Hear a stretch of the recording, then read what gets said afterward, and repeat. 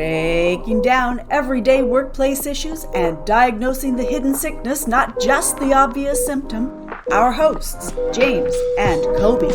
Did we lose a patient? No, that's just my lunch.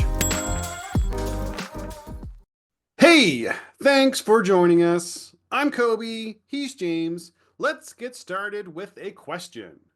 What is transformation fatigue and how do we overcome it? Yeah, this is a topic that's been actually coming up a lot in conversations with both partners and with clients.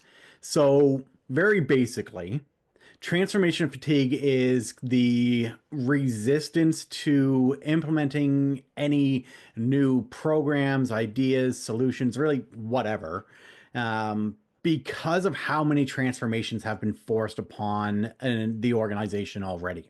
It's not just about being tired of change, and it's not just about like ineffective change management practices. It's more akin to just being burnt out by being forced to go through so many different types of transformations where you're utterly done with anything new because of the constant need for change. So, anyways, what I want to talk about a bit more in this conversation, we'll explore more about what it actually is, what it looks like, and how we can overcome it.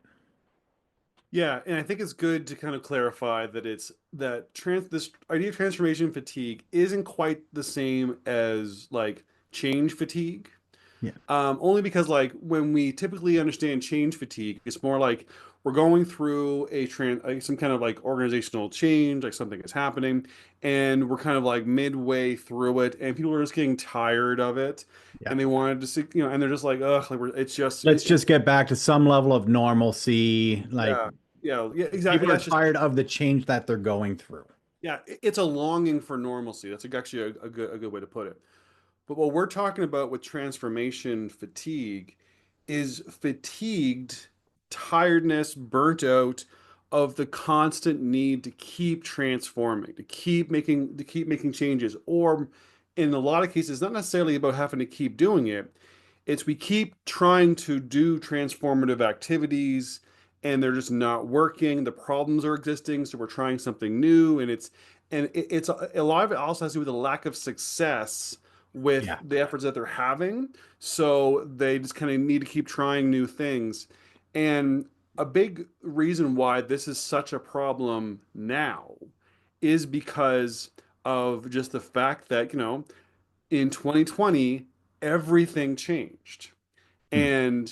And things didn't change once. Things had a huge change and then things have been evolving constantly with that. It's been a moving target since then.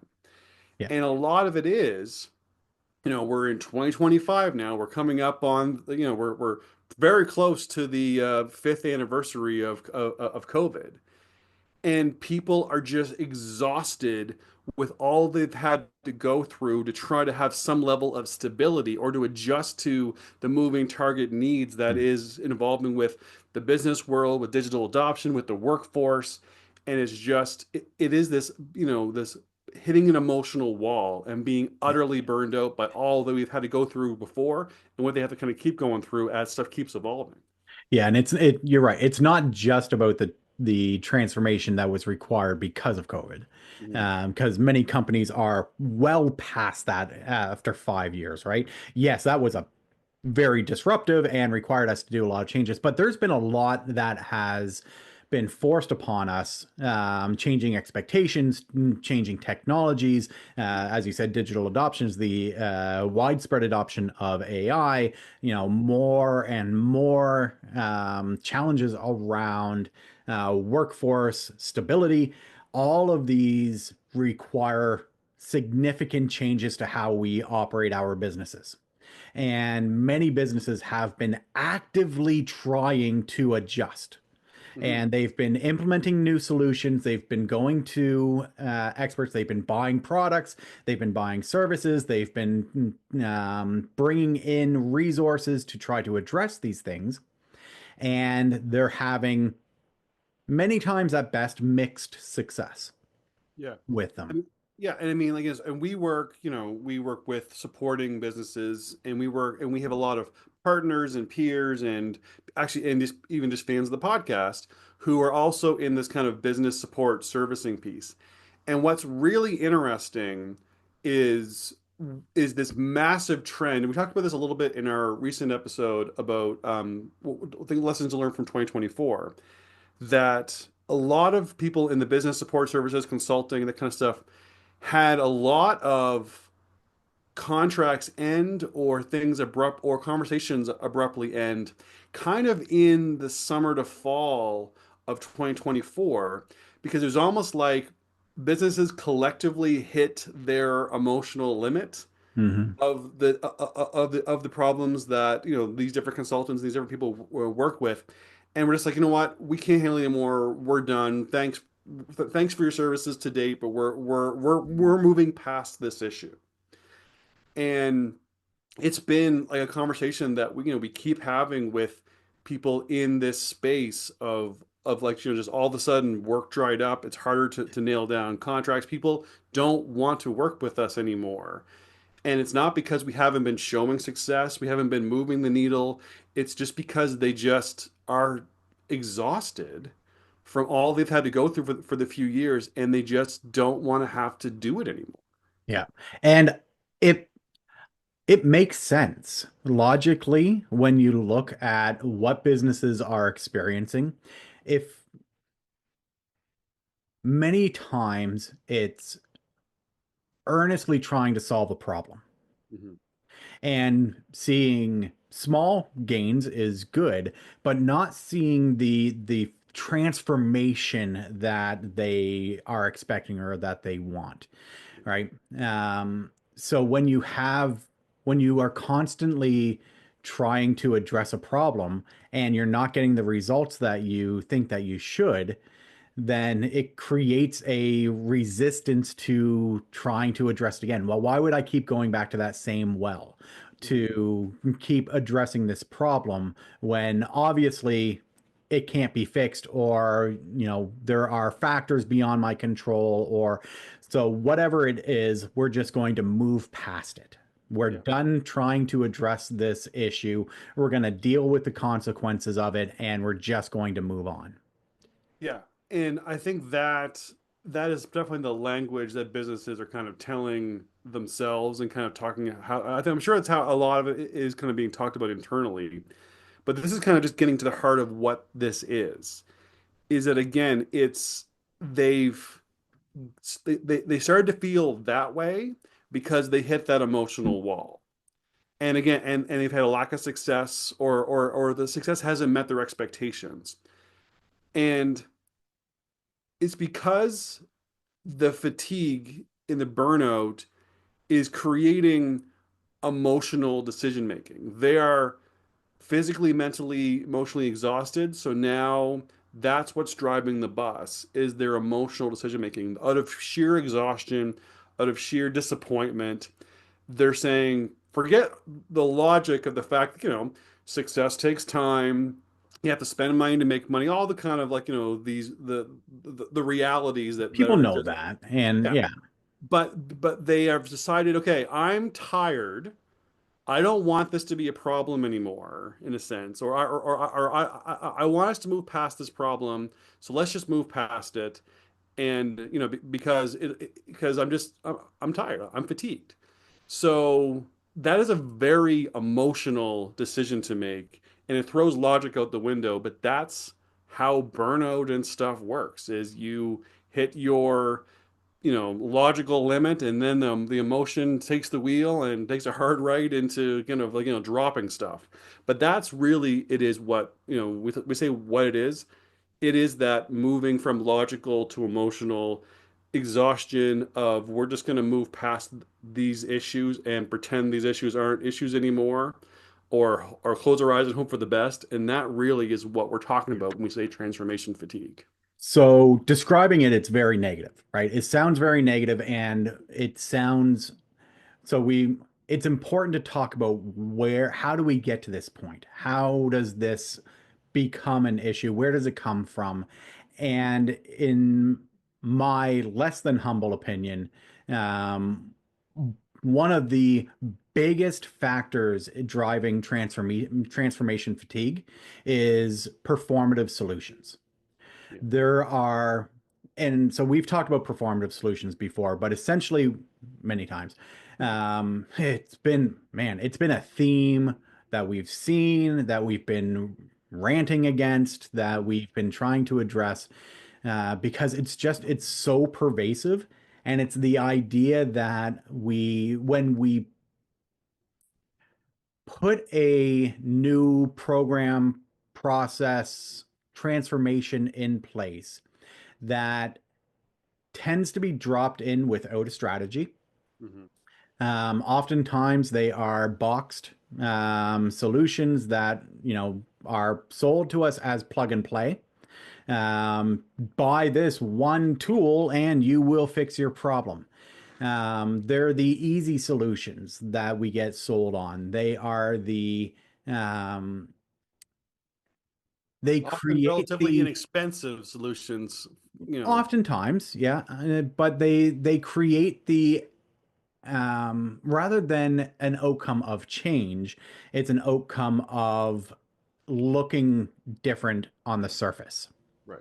rather than addressing the root cause or, using the language of the podcast, instead of actually diagnosing what the root cause or the sickness is, we just slap a little bit of paint over the symptoms. Yeah. Oh, Well, do and doctors slap paint over symptoms? That doesn't seem to. uh, if they do, I'm not going to your doctor. Okay, that's fair. Well, I mean, like, I actually jumping on the paint thing. I think a probably good way to look at it is the way that a lot of businesses are have been sold or chosen to deal with a lot of these issues is not unlike them going to a hardware store and saying, "Hey, I've got mold on my wall. What do I do?" And the hardware store says, "Well, here's a bucket of paint. Go paint over it. Problem solved. You won't see the mold anymore." And then so they go and then they paint the wall, and then a few, weeks later, the mold comes through. And they're like, "Well, I guess I'll have to go buy another thing of paint." And I'll it's buy a different color paint this time, exactly. right? Yeah, and then they eventually they talk to a contractor like, "Well, no, you need to tear the wall out and actually fix the problem." Like, you know what? I'm just gonna pretend the problem's not there anymore. I've already invested all this time and money into the I'll paint. paint the wall black so that even when it comes through, it's not going Yeah, to show up. yeah, I don't want this to be a problem anymore, so let's just move on. Yeah. Is pretty much kind of a That's way. not a bad analogy, really. Yeah, it's actually You saved the doctor paint analogy for the contractor paint analogy. there we go. But I do like that because Yeah. it is pretty descriptive of how I've seen performative solutions in play, Hmm. where they do on the surface make the wall look different, Yeah. right? Whether we are talking about workforce development, whether we're talking about recruitment strategies or engagement strategies or whatever we are trying to address, Hmm. um, we are doing something that looks different. So the performative aspect is there, but it hasn't been developed as part of a strategy to address the actual root cause of what is driving high turnover, poor retention, lack of engagement, whatever.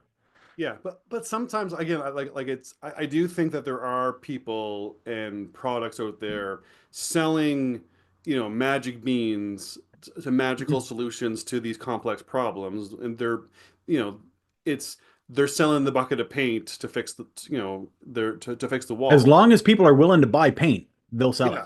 Yeah, and that's just it. But I also think the businesses are kind of out there looking for paint. Yep. You know what I mean? Yeah. Like they, because again, they know, ooh, that looks like it's going to be an expensive issue. What's a cheaper alternative? I mean, I won't lie, I'm that homeowner, so I'm not going to totally say it's ridiculous because that's exactly the kind of, ooh, that looks expensive. What's the cheapest alternative I can find to fix that problem is really kind of where my head's at. But so again, I get the logical fallacy of it, but I do think we kind of also because again, Well, it's important to state that we're all susceptible to this line absolutely, of reasoning, right? We are not, you and I are not unique, delicate flowers that are above vastly. this stuff. We, yeah, we make the same stupid decisions that everyone else does. That's true. But I do think that reframing the situation and looking at it from that kind of perspective of, yeah, you know, we've been looking for paint level fixes rather Yeah, than hiring a contractor to come in and actually tear the wall out and replace stuff because that sounds like very it's disruptive, a lot of work, and very expensive. So some of it is we kind of go in with the wrong mentality, looking for those performative, quick wins, or sorry, easy answers. And the problem is that those are rarely effective in the short term, and honestly, they're completely unsustainable in the long term. well, and the problem is that after years of painting over the mold, Mhm. when it is time to actually address the problem, it's flippin' expensive. Yeah. It can be expensive in time, expensive in resources, expensive in effort. Hmm. Like it is, and unfortunately, that's where many businesses are currently, is that they've been painting over the mold for the last 5 years Hmm. and haven't been getting the results that the problem keeps coming back. Yeah. And they're at a point where, you know what? I don't know if I can or want to deal with how big a problem this actually is. And I think again, the fact is, it just like with mold going on behind the wall, the problem festers Yeah, and gets larger, and so the solution which might have been smaller, a few years ago, is just gonna be bigger now because the problem spreads behind the scenes, right? yeah. So again, it is something that if you're hearing this now and you're like, okay, real talk, we've been painting over the mold at our company, then you might want to take a hard look at acting beyond or looking at the non-performative solutions to kind of address the problem now, because the longer you keep kicking that can down the road, the bigger and more expensive and more toxic the Yeah. problem is going to get.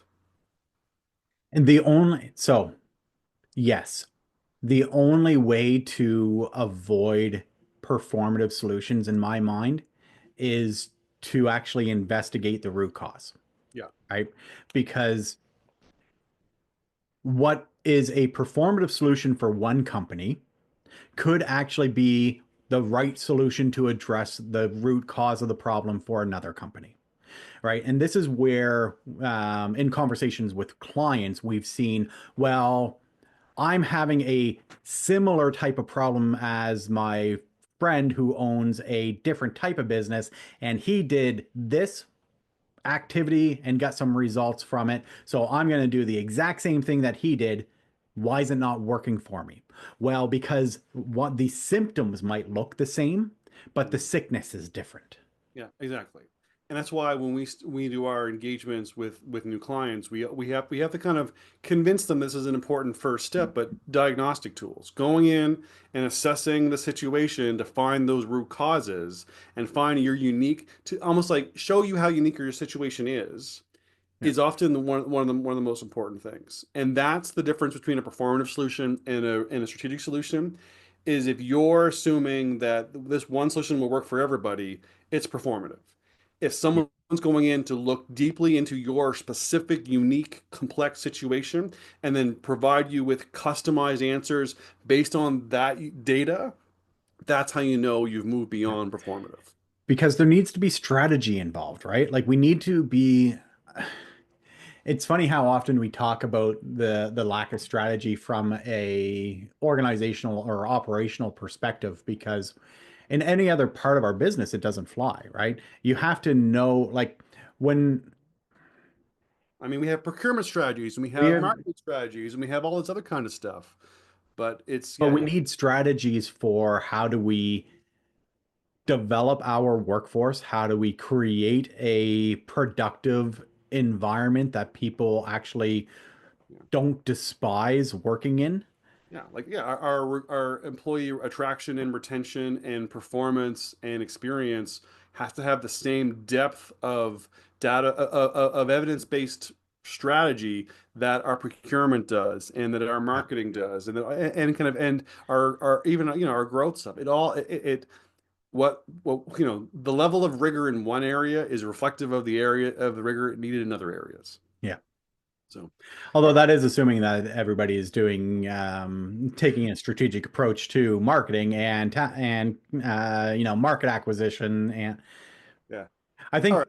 th- You're right. there's a lack of strategy across the board, Yeah, yeah. but Well, here's the thing. If you're not doing strategy anywhere, then your employee situations may not be the biggest problem you have to deal yeah. with. So anyway, so I think we talked about what transformation fatigue really is and where it comes from. Let's just clarify a little bit about what does it look like. Okay. We definitely talked about kind of around it, but I really do think the heart of what it looks like is a decision that you don't want this to be a problem anymore. It really does come from we've been fighting this problem for a long time. We've been putting time and money into it. I'm tired of this being a problem, so I don't want it to be a problem anymore. I'd rather deal with the consequences of it than address the issue. Yeah, it's when I think you've moved to a point where you're too exhausted with with having a logical approach to everything that you're just now you're acting emotional. The emotional reaction, the emotional decision making has taken over and you're into denial and avoidance. And I think that again, I think that for you listening, if you're in a situation where you're wondering if that's you, it's going to take some hard self-reflection to know if you're doing that. Mhm. But I'm sure if you're listening to this and you're not responsible, you're seeing it in others. You're seeing it in those either in your clients who are doing this or in your managers or wherever. But when you move into that emotional reaction takeover, that that is kind of the I think what is kind of the precipice of where this transformation fatigue hits. Yeah, I like the connection to burnout. Um, I like that I like that piece because if we look at how burnout takes place personally, like when we get burnt out or when an employee gets burnt out, we hit a point where we just say, I don't care anymore, right? I don't want to deal with this crap, whether that's top down from my manager, supervisor, whatever. We hit this point where we recognize that long term, this could have a negative impact on us, right? Mhm. Where when we get to a point where we say, I don't care, my manager's been a piece of garbage to deal with, and I'm just gonna say, forget it. I don't care anymore. That could have a big impact on my employment. Right. Very logical. Hmm. But the emotional piece is I just cannot care anymore. Yeah. And taking that from an individual to an organization is there's a lot of similarities there. And it's just as dangerous. It's dangerous for an organization to reach a point of, I don't care. Yeah. Absolutely. And I mean, like, and maybe a better way to talk about this other than just fatigue is really transformation and burnout, right? Because I mean, that is probably the envision that people want to have. And transformation fatigue is a legit thing, but I think if we understand it more as transformation burnout, it might actually help us kind of say, okay, this is a different problem than just being tired of a change. This is absolute burnout with everything that we have to do with, and I'm solely now trying to just kind of hold together my short term that I'm completely sacrificing my long term, right? Yeah. And in our last episode, we talked a little bit about prolonged survival mode, Hmm. and I do think that there's a bit of we're kind of potentially if businesses are hitting this kind of transformation fatigue and this kind of burnout, they may be entering a bit of a survival mode where they're completely kind of separating their long-term success from their thought process, and it's just about trying to deal with what I can deal with right now, what's right in front of me, only thinking by minute ahead rather even day by day. And it's something that you know it's a problem because this is going to be these problems are not going to fix themselves. These problems are not going to go away by ignoring them. These problems are going to grow and fester behind the wall until it gets to a point that it shuts you down. Like, Yeah. like till your building is condemned is going to be kind of that's the end game of ignoring. And so it's the idea of, we, just understanding what it is and where it comes from and what it looks like. That awareness is critical, because if this is something that may be happening to you in your company, this is something that the longer you wait, the bigger the problem's going to be. And hopefully, when you actually get the kind of energy to again re-engage with back into it, because maybe your fatigue and your Yeah. burnout is going to be short-lived, but hopefully you haven't waited so long that the damage is already done and it's irreversible. Yeah, and it's important to recognize that the burnout is real. The fatigue is real, the exhaustion is real. And when I know when I've like there have been times throughout my career where I have hit that wall, Mhm. where I have burned myself out and it's just I can't care anymore. And what's gotten me through that is honestly needing to take a little bit of time for myself, taking a step back from, volunteering or doing everything all the time to limiting myself. And that's a legitimate self-care option.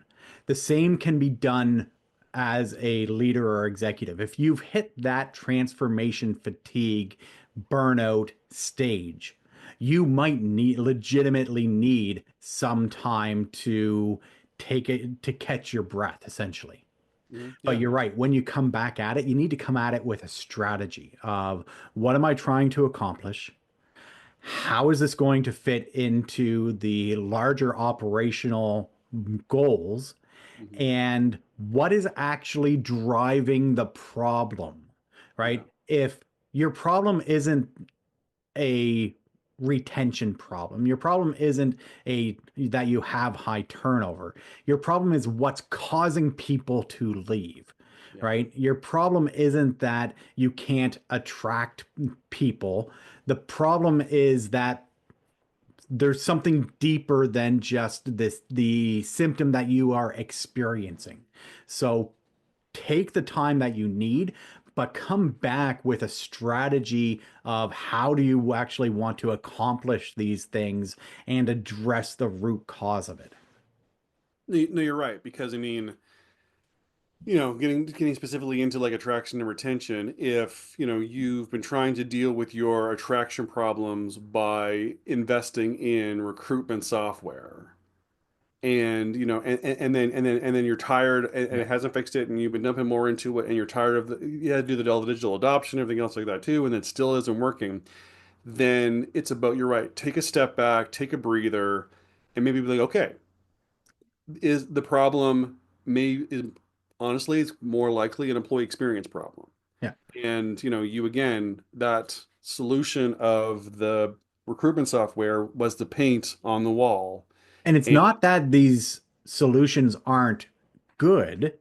yeah, They're not designed to treat the sickness. well, it's just like that recruitment software is just like paint. Paint is great when used for its specific purpose, but paint doesn't magically fix mold, just like recruitment software doesn't magically fix the employee experience, Right. right? So it's the idea of wrong tool for the job, Yeah. right? So these tools can be great, and there's a lot of great products out there, but if you're trying to force a inexpensive option to fix a complex problem, then again, it is just more paint over mold. Yeah. All right, so I think we've made enough doom and gloom. Let's actually talk about the real question, and I'm sure the real reason why most people have tuned into the episode. How do we overcome it? Hmm.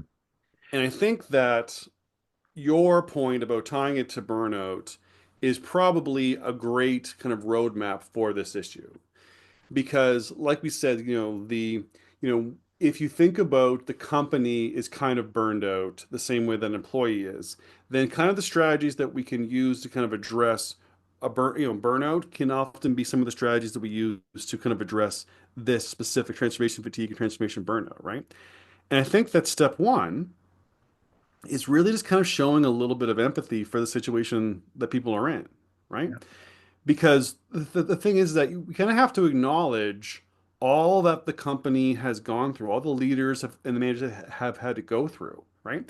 Because fatigue doesn't come from doing nothing, Yeah. right? It comes from people have been trying to solve these issues. They haven't been ignoring them. They haven't putting the effort in. They've been sweating the details and Yeah. they've been trying to solve those issues, often with earnest attentions, right? Yeah. It's not a So blame laying activity. It's a acknowledgement of time and effort and resources that people have put into these yeah. solutions.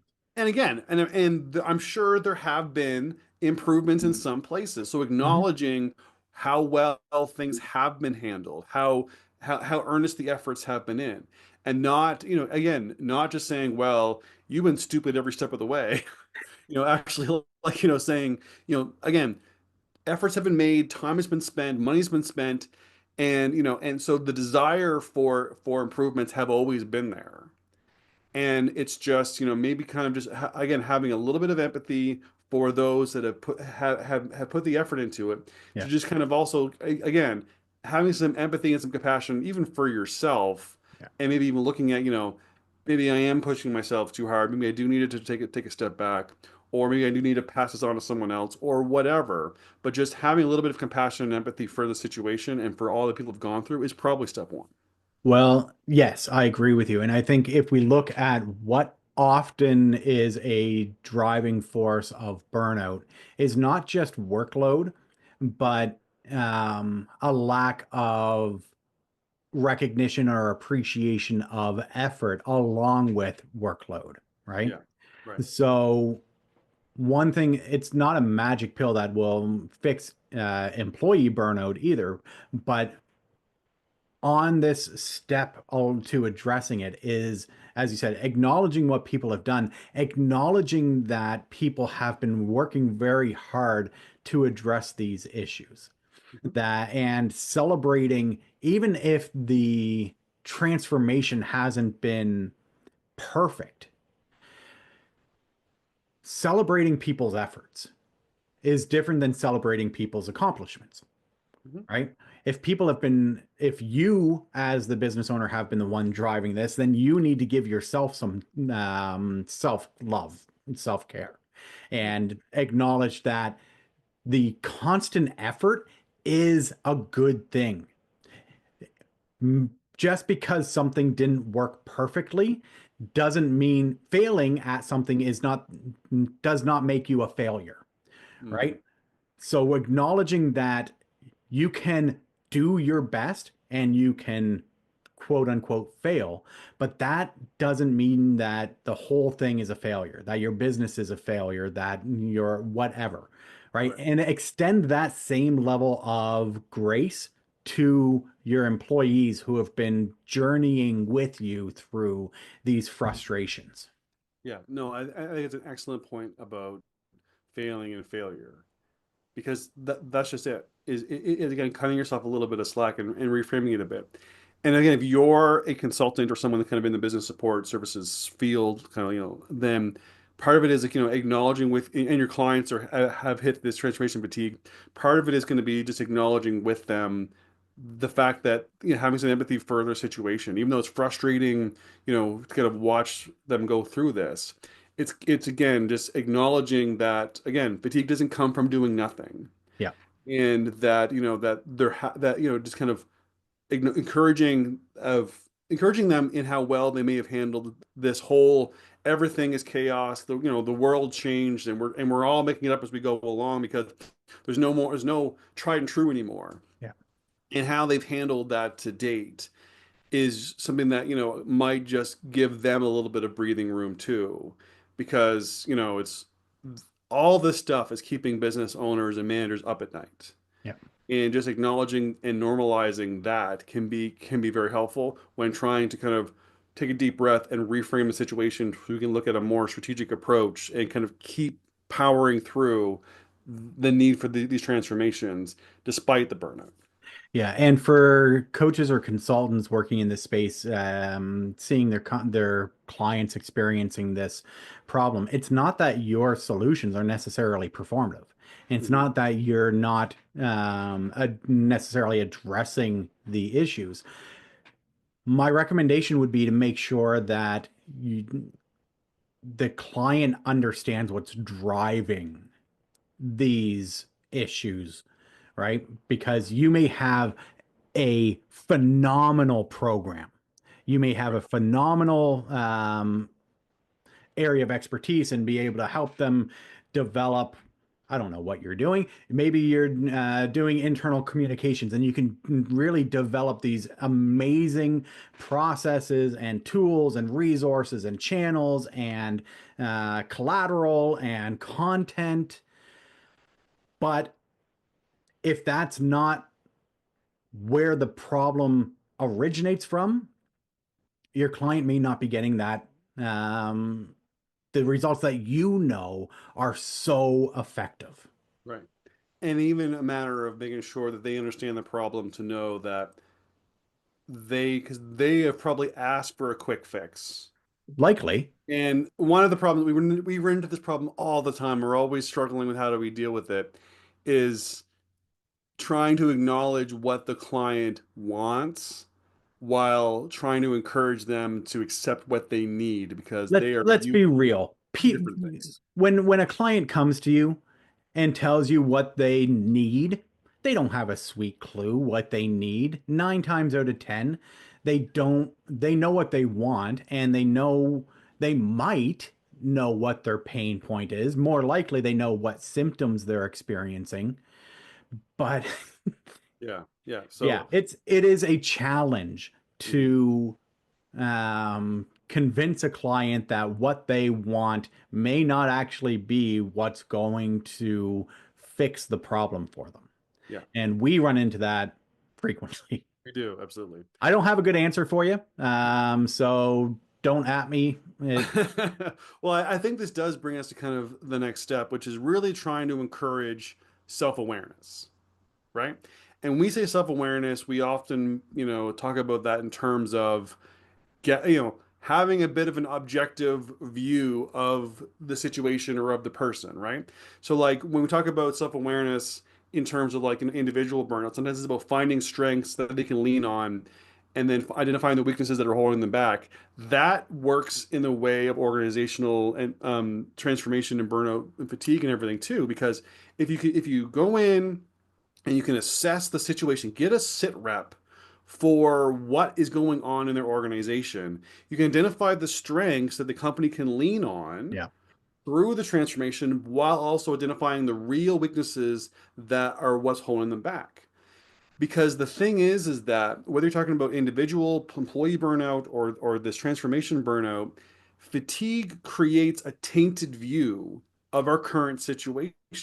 Hmm. So, for something to be reframed and objectively shown to them what things are really like can help reinforce the things that they need to do and identify the things that are working well. So they know that you're not blaming them or want to throw the baby out with the bathwater or whatever it is, but that objective reality can help them understand the situation better, themselves better, and also that you get them better, Yeah. right?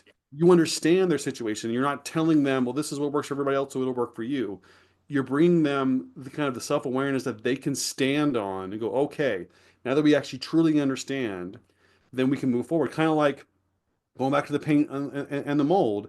If you bring in a inspector to inspect the situation and tell you, okay, here's the walls that are rotted, here's the walls that are fine, here's the give you a firm view and awareness of your actual current situation Of is how far the problem extends, right? yeah, How much needs to be removed? How much can be salvaged? right, Let's not tear down the entire building because you've got some mold on your walls. right. But just give them the awareness, the self-awareness that they can stand on and just feel that they've got some secure footing underneath Mhm. them so they can actually take the proper steps forward, Yeah. right? And I think what I want to add to that, and I've kind of mentioned it before, but I really want to harp on this topic, I guess. Um, Transformation burnout is a good term for it. is experienced by not just the business owner, leader, manager. It's experience, everybody is experiencing it, right? You've been trying a lot of different things, and your teams are likely very tired of, oh, what's going to be the next new change that we're going to have to deal with.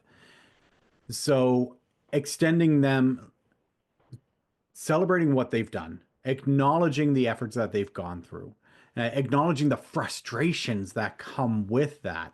And that may require you owning up to some of your own frustrations. It does require an element of psychological safety to show that it's a bit of vulnerability and Yeah. acknowledging that, you know what, not everything's worked. I acknowledge that not everything's that we've tried has been a huge success. But if we're going to address this, we're going to do it together. I want to acknowledge the efforts that you, my team, have been putting into all of this. We're committed to fixing this solution, finding a solution together, whatever language you end up using. It's really important to acknowledge the other people who are affected by the transformation burnout as well. Yeah, absolutely. No, and yeah, I do think that again, that's all part of that. Psychological safety definitely needs to be Yeah. there for that self-awareness and that acknowledgement. You're 100% right. So I think the third step that I would suggest is kind of moving on would be the process of deconstruction. And this is something that we use as a vital element in all of our planning. But Mhm. deconstruction, in this case, it's a term you haven't heard of. It's just a name for breaking processes down into small, everyday, bite-sized steps to make them less overwhelming. So when I used to teach about all this stuff, the story I love to tell is the idea of impossible things can be achieved through deconstruction. So there is a dude, I can't remember his name right now. We'll Maybe just I'll think call of him the dude. the dude who once ate an airplane. And so it was like a Cessna 150, so a small single prop airplane. But over the course of like 3 years, actually, I think the guy's name was Michael Lolito, I think was his name. And he took this Cessna 150 and he broke it down into like handful size bits, like shredded the props into like small chunks and nuts and bolts. And over the course of multiple years, he ate handfuls of this airplane. And eventually, he ate an entire airplane. Why is something that's a little bit more subjective? I guess it was against world record. So, but to me, that's beside the point. The Right. fact is, something as absolutely, utterly impossible as eating an airplane is absolutely achievable if you use deconstruction and you break processes down into small everyday steps and you consistently execute them. Yeah. And that is going to be the approach that will make the transformations again less overwhelming, less concerning, and again, you have to have some commitment to the long term. Often these processes will take time. Again, takes time to eat an airplane, takes time to solve these issues. But if you understand that, you don't have to take giant bites out of the Yeah. things, every hour. If you do small little changes every single day, you'd be amazed how effective transformation can be with the proper strategy that leverages and utilizes effective deconstruction. Yeah, and you may not be deconstructing something as concrete as an airplane, right? So you may not have the tangible bolts to take apart. Right. So how do you get down to the basics? Right. And we'll give you, like, honestly, the best question that we can, the best thing that we can provide to you is to just continually ask yourself the question of what needs to exist first for this to be successful. Yeah. Yeah. That question, it's very simple, but if you investigate that, so I don't care what the type of transformation is that you are implementing, you need to understand what needs to exist first for this recruitment software to be successful. Hmm. right? Right.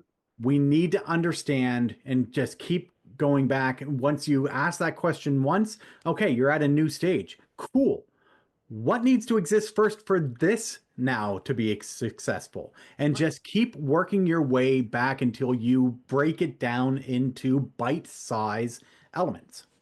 And that's just it. That You don't have is, to eat a plane. no, you don't. If you want I to try, wouldn't recommend it, actually. yeah, actually, no. I think our lawyers and our insurance company would say, please don't tell people to eat airplanes. So I was going to say, go for it. I'm going to say, No, under, disclaimer, don't eat yeah, airplanes. yes, yeah, yeah, maybe, yeah, absolutely. There's But probably cheaper meals too. probably is. Although But there's probably more expensive meals. But anyway, but the thing is about you're right. That question is a vital key to a successful deconstruction. yeah. What needs to exist first before this will be effective should be your guiding principle, your guiding question to any kind of strategy Just around. make it your mantra. Just Yeah, honestly, we use it all the time. yeah, It is such a simple and powerful tool to mhm, start to get at the root cause of what's happening, just absolutely, what needs to exist for this to be successful. absolutely. Which brings me, I think, to step four, which is the last step, which is about being solution focused. Hmm. This is about kind of realizing that you're going to need to have support to do this. You're going to need to have strategy. You're going to need to have time, but you need to be committed to solutions and focusing on, the on the path forward. And this may require you building a bit of a support system within your organization, or maybe you need to Mhm. bring in extra people outside from the outside to help facilitate this through. But, or you may need to identify what are going to be some short, quick wins to build momentum and to show people that this transformation is going to be worth it. These are all the things that you have to be focused on, is about looking at this as we're going to be stop being so focused on the problem and we're going to start being focused on the solutions. And that is a mindset shift that is just going to be what kind of sustains this going forward. Keep focusing on the solution, keep focusing on the outcome, and stop sweating the messy complexity that is change. Yeah. And just be so focused on hitting that solution and finding solutions to problems as they arise rather than dwelling on the problems themselves. And I really think that, again, that's so much easier said than done, but that really is kind of the last step to work through this. Change is not just about the process. Make sure that you're preparing your people for the messy transition of change as well, because they're the ones who are going to be experiencing it. It's important to get the paperwork and the documentation and all of those pieces in place. You have to.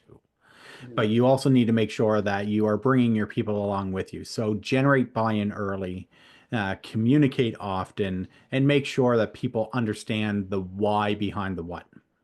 No, that's really good. All I right. know, that's why I said it. So just to jump into a really quick summary. So our question was, what is transformation fatigue and how do we overcome it? And the reality is we really have to look at what it is, and it really is about organizations hitting the emotional wall of the constant, change that's been needed for likely the past 5 years, and whether and maybe the frustration with them not having the success that they wanted to. So this comes from often putting in solutions that look like they're going to work, but actually don't. Actually, more often cover up the problem than actually getting into the root cause. And our comparative analogy was like painting over mold to kind of mask the symptoms rather than actually getting to the heart of the issue. And what it looks like is people not wanting to have these kinds of problems that require the transformation anymore. Letting the kind of their logical brains take a vacation and they're running off pure emotion of just exhaustion and frustration. And the way that we overcome this is we really need to kind of see this a bit like the idea of a comparison, comparing it to burnout. That this is a transformation burnout, so we have to address it in the same way we would address kind of employee burnout or personal burnout.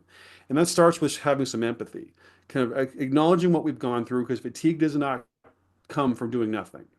We need to have some self-awareness and realize that we need to find the strengths that we can lean on and then and identify the weaknesses that are holding us back.